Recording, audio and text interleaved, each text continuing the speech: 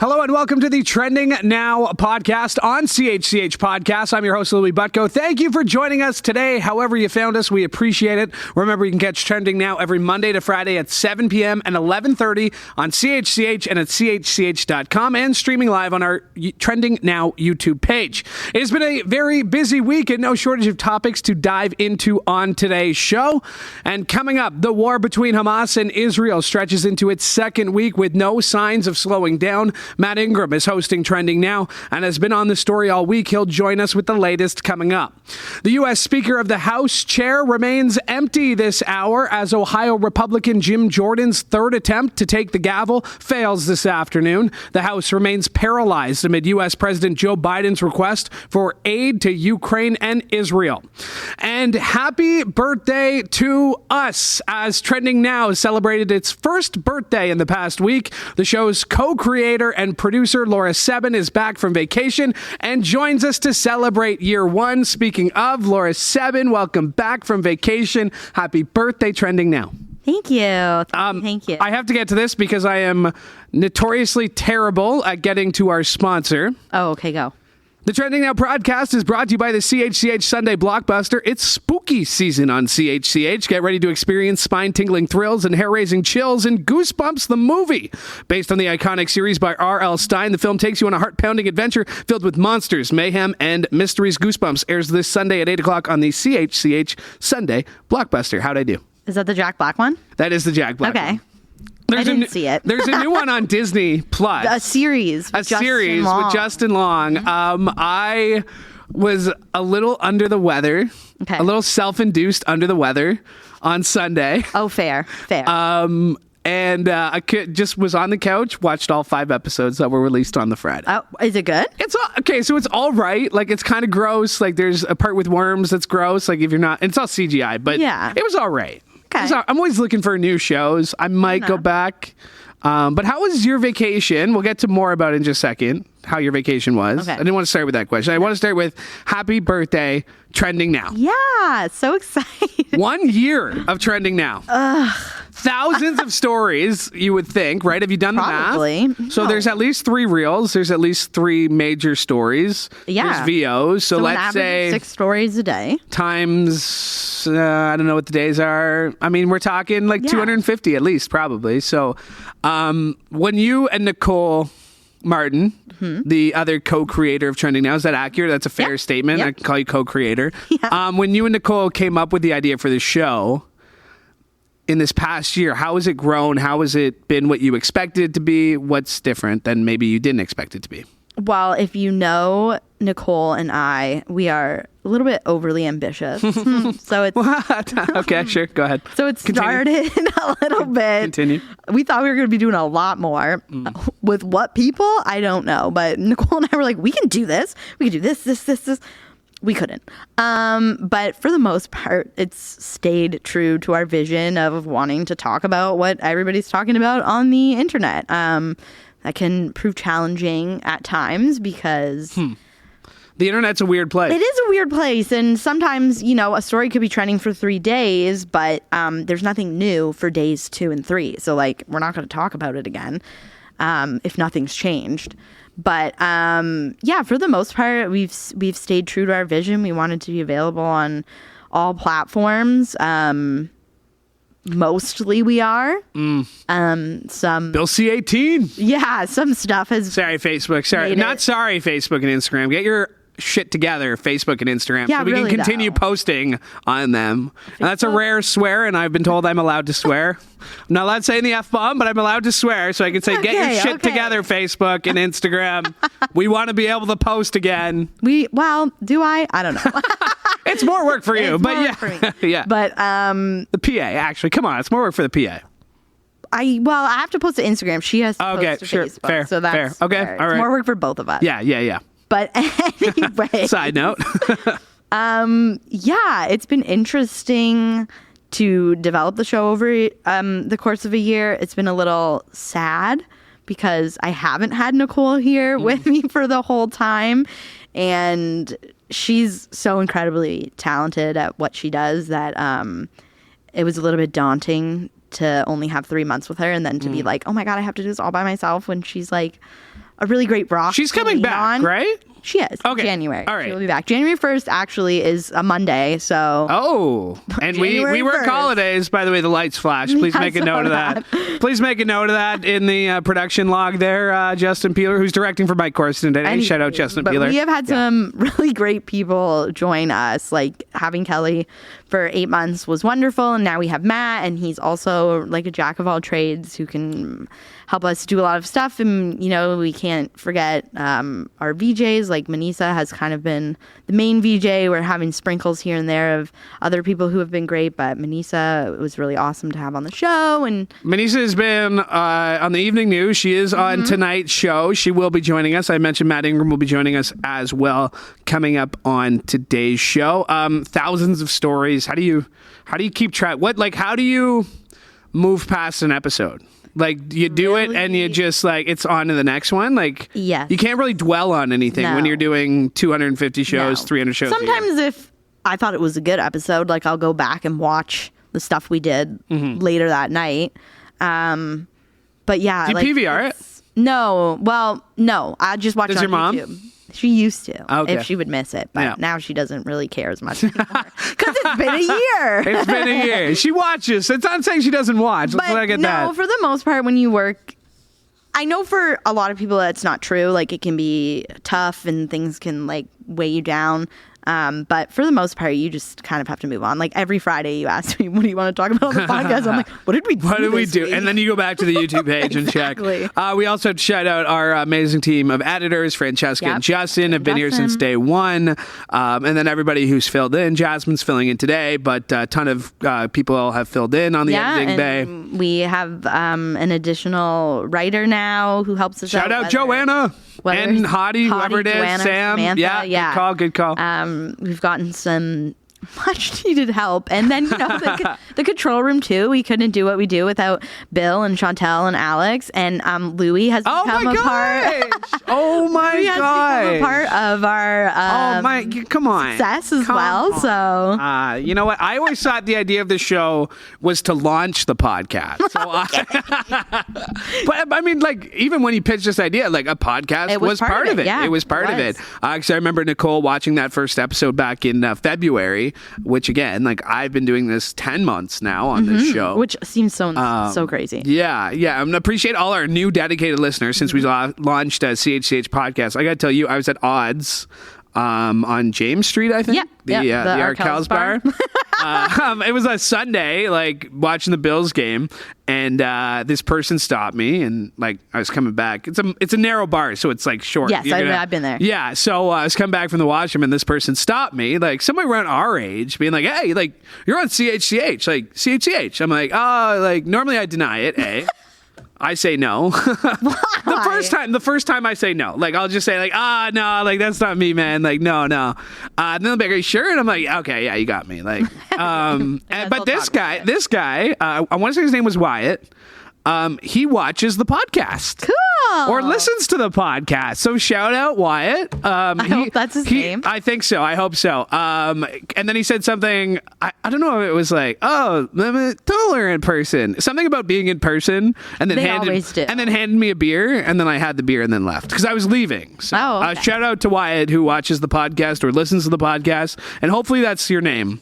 Otherwise, shout out to the person at Odds Bar who said, I listen to the podcast. Yeah. Well, my Nonna doesn't listen to the podcast. Yeah. But she watches the show every night, so she sees the clips. Yeah. And when you gotta get her on the podcast. No, I mean get her not on the podcast. Oh, but to listen to the podcast. I understand. Every listener counts to my bosses. The first Friday that I wasn't here before I went on vacation, because I wasn't actually on vacation. I just don't work on my birthday, and that was my birthday. It's a rule. She saw the clip of Emily talking about being the producer and whatever. She was so concerned. She was like, why are they saying that? You're not the producer. I'm like, Nona, I'm on vacation. Like, were you like sitting beside her at this time? No, she texted me. Okay. And she was very concerned. Yeah. So she pays attention to the podcast clip in show. That counts. If she wants to catch the podcast, chch.com/podcasts is where you can get it. There's a QR code, the Trending Now YouTube page, or chch.com/podcast, or wherever you get your favorite podcasts. There's a button on the screen that says podcast now on CarPlay. Oh, love it. You can just hit that, and then it's you mentioned your vacation. Yes. You've been away 1, 2, 3, 4. You've been away 3 weeks because you said you didn't work on your birthday. That was week 1. That doesn't count. It was a day. It was still a Friday that you weren't here. Okay, so 3 weeks of the podcast, but I'm pretty sure you only did 2 weeks of the podcast because someone was sick. Yeah. Was it me? Yeah. Oh, yeah, that's right. Oh, yeah. My apologies, listeners, for that show we missed a couple of weeks ago. How was your vacation? Where'd you go? What'd you do? We went to Italy, my whole family. Nice. So we did. You're Italian. My grandparents, they're from Italy. My mom's parents and my dad's parents are from Italy. So 3rd generation, I guess. I guess, yeah. What was that? What was it like? It was too hot, personally. It was like 35 degrees in Rome. It was crazy. You've been in Toronto in the summer. It's uncomfortable. It's lots of concrete, lots of some. Yeah. Okay. So that was like a little bit like sweaty. But other than that, the weather was. We didn't have any rainy day. We didn't have any cloudy day. Yeah. Like great weather. You said it was hot. Was it great weather or was it too hot? Well, it was a little bit too hot, but I guess arguably that's great weather. Yeah. And you didn't have a lot of pasta, you said. Oh, I had too much pasta. Oh, I thought you said, but there was only like one type of pasta. Yes, like there wasn't very variety. Yeah. Okay. It was like it's called bigoli. It's like a spaghetti. Okay. Anyways, apparently it's a hit in the northern cities of Italy because there wasn't really much other pasta variations, but it was delicious anyways. Well, happy birthday to Trending Now, your little TV baby that you and Nicole helped create, and looking forward to many, many more years of Trending Now. Yes. Yes. Looking forward to many, many years. Laura Sebben, thanks for doing this. Really appreciate it. Thanks, Louie. All right. That is Laura Sebben. She is the producer. She is she's the producer and the co-creator of the Trending Now podcast. All right. Switching gears to the latest from Gaza.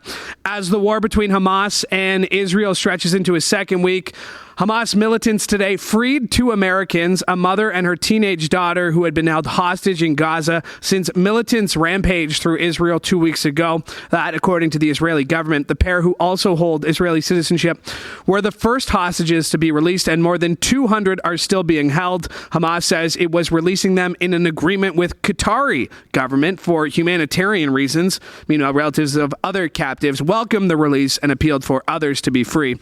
And to discuss this, we bring in the man who's been on the story since the war broke. Matt Ingram is joining us here. And Matt, this is a pretty big development considering the threats that Hamas had put. They had said, if there was going to be an air attack, we would televise the executions of hostages. This is sort of the first sign that they're willing to negotiate, it seems, or... You know what? Who knows? Who knows what this is a sign of, except it's a sign of one positive development in this whole thing, that 2 people have been freed. It's probably not a coincidence that they're American within days of Joe Biden visiting the region. We spoke with an expert this week. I can't remember which. I think it was John Allen. He was the former Canadian ambassador to Israel, who I asked him about how to get the hostages back. And he did speculate that, well, if Hamas was smart, this certainly could build some goodwill. There could be some release of hostages. So he kind of saw it happening like that, which is interesting because that might be exactly how it happened. Now, Hamas leadership is actually hosted in Qatar. So that's why the Qatari government is kind of a key player in this whole situation. They're going to be the ones who are directly negotiating with Hamas because of the prior relationship. You mentioned Biden making the trip this week. Some people saying, it's great to see a U.S. sitting president there, a meeting with Benjamin Netanyahu. It did come on the backdrop that Middle Eastern leaders canceled a planned summit that was supposed to happen in Jordan. How is the Biden trip being felt abroad? How is it being felt in the U.S.? What's kind of the takeaway from his trip to Israel? Well, I think from Biden's point of view, it was successful. He had to do a couple of things. He had to go to Israel to show solidarity. He had to promise that the continuance of military aid from the U.S. would happen. And he had to do something on the humanitarian front for the Palestinian people, because these images out of Gaza have been horrific. His trip comes the day after that horrible hospital blast that killed hundreds, at a time when Israel was pointing the finger at Islamic Jihad, another terrorist group in Gaza, and Hamas was claiming it was Israel. This very high tension moment where he shows up and he does a couple significant things. Number one, he comes out publicly saying he believes Israel's denial that they had nothing to do with the hospital blast. So that's a big thing. Our government has not yet said which side it lands on. What are the challenges in determining kind of a final fall? Because I've been told investigators aren't allowed in to come see. It's U.S. intelligence. That's how Biden kind of claimed. And IDF intelligence. So remember, you're dealing with the United States military. It's the most powerful military that's ever existed in the history of this planet. They have tools. They have ways. The IDF has ways and tools as well, as any military does. I obviously haven't seen any of that intelligence, but whatever it was enough to make the American president in front of the entire world say, I believe Israel. Last week on the show, we were talking about a planned ground attack from Israel. I believe they were just telling everybody to start evacuating from the northern half of Gaza to the south. Where are we in terms of the ground offensive that Israel is planning? Has it happened? No, it hasn't happened yet, and they've warned for several days that it's imminent, and it certainly looks like that. There's tanks, equipment, and troops massed at the border with Gaza. There's also tanks and troops massed at the Lebanese border because there's been a continuation of crossfire between militants in Lebanon, the Hezbollah group, and others with Israeli forces inside Israel. But with the Gaza, the assumed ground invasion that's coming, just yesterday, Yoav Gallant, who's the Israeli defense minister, visited infantry troops sitting on the border at Gaza and told them that they will very soon see the inside of Gaza. So, another hint that it's coming. The challenge, which I heard one of the Israeli government spokespeople talking about earlier today, is, Hamas knows it's coming. So they're now waiting for an opportunity to have some sort of tactical advantage. And I'm not a soldier, nor do I pretend to be. I'm just relating what I'm hearing in my reporting, that they will have to now find an opportunity to start this invasion. But expect it soon. And made difficult by the amount of the intricate tunnel system that Hamas has created underneath Gaza, more than 300 kilometers of tunnels that run under the most densely populated place in the world. Yeah, and I mean, civilians have moved south. However, the south's been bombed as much as the north. I mean, just yesterday we were talking about Khan Yunis. So that's an area further to the south. And there were people there who had been victims of airstrikes. One man saying he came from Gaza City. He listened to the order to escape to the south, and he still got bombed. So the feeling on the ground is that there's nowhere safe in Gaza. And I think they're right. I mean, the airstrikes are still coming. The Israeli military said last night it hit over 100 different terrorist targets within Gaza. That's not slowing up. And especially when the ground invasion starts, we're only going to see this thing get a lot bloodier. I was just about to say, has either side, I'm sure Israel is saying we want to get rid of Hamas. That is the goal. What is it? What is the finish? What does the end line look like? Has anyone indicated what that could possibly look like or when it could possibly come? No, and I think, today Justin Trudeau said he supports a two-state solution, which is something that's been long talked about. Yeah. But I think that in this moment, that we're still trying to get through this moment. Yeah. They can't be thinking, I don't think at least, that they're thinking about the finish line right now. They're just thinking about de-escalating. For Israel, it's about getting the hostages back and annihilating Hamas. Yeah. So until they do that, I don't see the Israeli government talking about a peace solution or much of a de-escalation. I think the fact that they're even allowing any humanitarian aid in is a win. And like I was talking about with Joe Biden's trip, he had to accomplish certain things. Getting some aid for the Gazan people was certainly part of it. And even that aid, it's not coming easily, right? No, we've and seen it's there's still delays that's being held up. And even what does get in, it's going to be 20 to 25 truckloads. Yeah. Well, there's millions of the people. UN says on a normal day for Gaza, they need about 100 truckloads of aid a day. Yeah.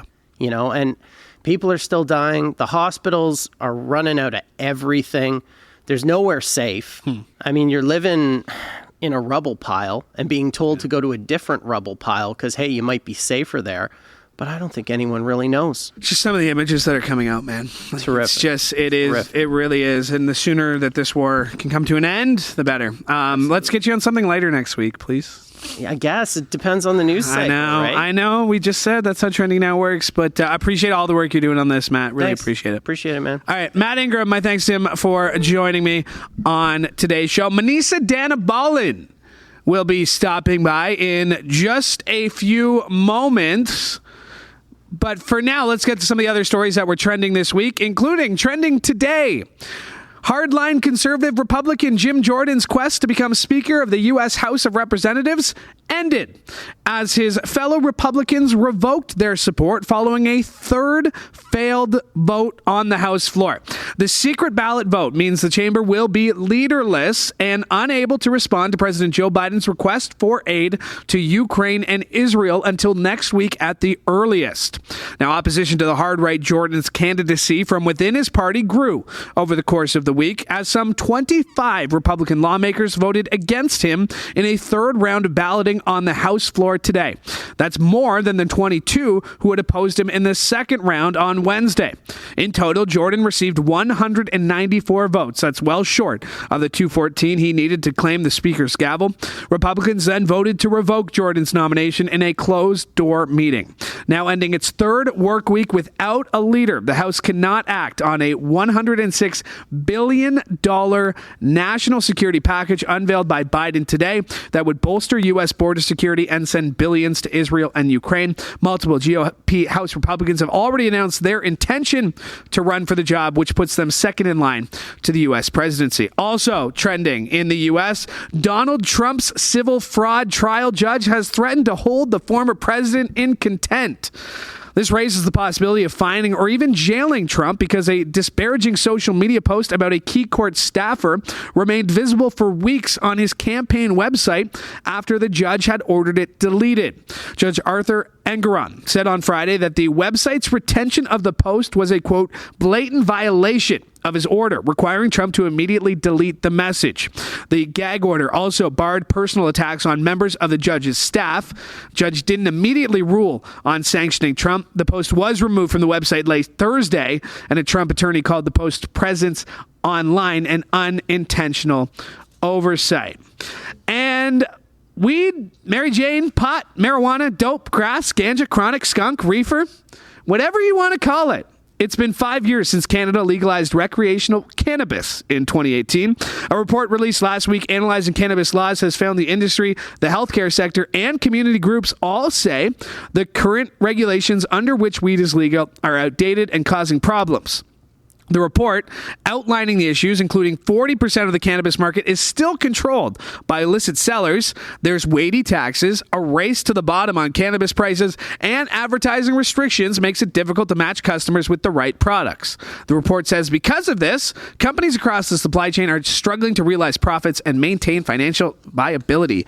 And to shift gears completely, Manesa Dhanabalan is with us here. She is reporting. She's the video journalist this week. I guess I'm not going to put this on you. You weren't on this story.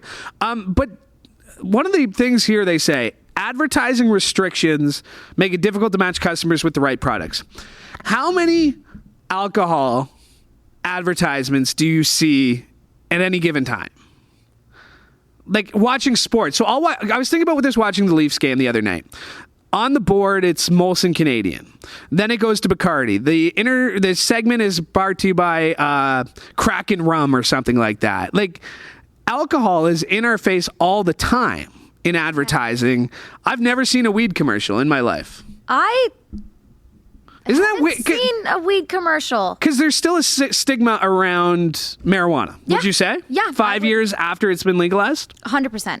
I do feel that there's a stigma. I feel like because, like, if I were to say on this show right now, like, what are you doing this weekend? Oh, like, I'm going to go home, have a few drinks, have some beers with somebody. Like, my buddy's coming over and, we're going to have some beers and watch the game. What if I said, what are you doing this weekend? Oh, like, we're going to watch the game. I'm going to roll a couple of joints and have a couple of edibles. Yeah, it takes a lot for somebody to it's not the first thing somebody would say. They would just be like, oh, I'm just having like a nice chill weekend. A lot of times that's what you'll hear. Nice relaxing. So when you say you're having a nice chill weekend, now we can figure that out. But there is there is a certain amount of stigma that's still tied to marijuana in this country. There is. Even though it's so different now. Like it's changed a lot. Like, people don't look at and stuff, but there's a weed shop on every corner. There is.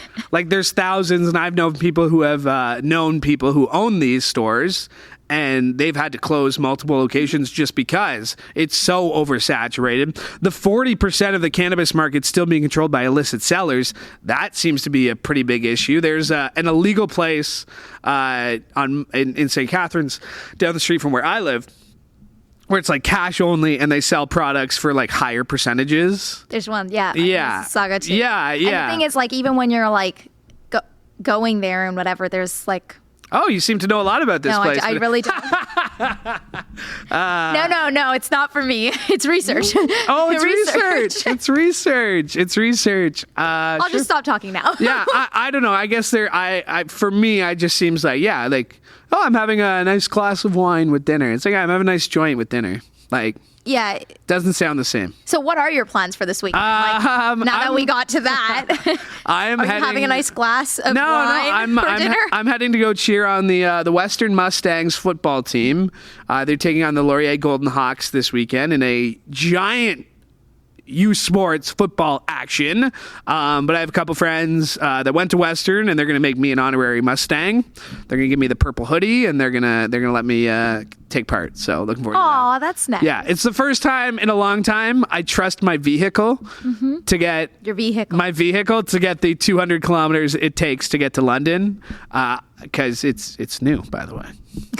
That's the last time I'm going to say it. So is this the first time? No, it's not. It's been 1 week. It's been 1 week, and I was allowed talking nonstop about it for 1 week. Now it's over. I can move on. You've broken the seal. I've broken the seal. It's over. Anytime I bring up my new car, somebody can tell me to shut up. So now next week it's going to be an old car. I hope you know. Well, it's going to be an old car, and you are allowed to yell at me for talking about it next week. I won't yell at you, not after what I did last week. So. What did you do last week? My grandma said you were too mean. Did she actually? Yeah. She's like, really? She's like, why was that Manesa girl so mean to you? I'm so sorry to Louie's grandma, but I wish anybody heard what you had said to me this week. I was so nice to you this week. By the way, I'm sure you planted something on my desk. Okay. Smell like sour milk. That earlier. Did not happen. I was one of the first people to say, great haircut today. Actually, you were like the 7th person. Okay, but I didn't see you for a while. But thank you for saying that. I appreciate it. Thank you. So what are you doing this weekend? Picking up some weed, Mary Jane pot, marijuana, dope, grass, ganja, chronic, reefer, skunk? All of it. I'm joking. I'm joking. No. Manesa's got big plans. Not at all. Well, thanks for doing this. I know you weren't on the show a lot this week. Just today, actually. I know. Doing a favor for our boy Jason Gaidola. Who has big plans Who's got big plans today. I almost called him his nickname, not Gaidola. Bukidolski. That's not his name. Yeah. But I said it right, Jason. I said your name right. But thanks for doing this. I really appreciate it. Thank you. All right. My thanks to Manesa for joining me, and my thanks to you for joining us as well and making us a part of your day, however you found us. And remember, wherever you are listening, to like and subscribe to CHCH Podcast so you never miss an episode of this show, or Newsmakers, where this week I welcome the Hamilton Spectator's Susan Claremont and TICAD's Director of Community Partnerships, Courtney Stephen. And you can find that wherever you found today's show. There's the screen. If you're watching it, just scan the QR code or go to chch.com/podcast. My thanks to Justin Peeler for directing today's show. My thanks to the production assistant, Alex Last. Graphics was Bill. Thanks, Bill. And my thanks to you, as always, for joining us. Like, subscribe so you never miss an episode. On behalf of all of us here at CHCH, I'm Louie Butko. Hoping you have a great weekend.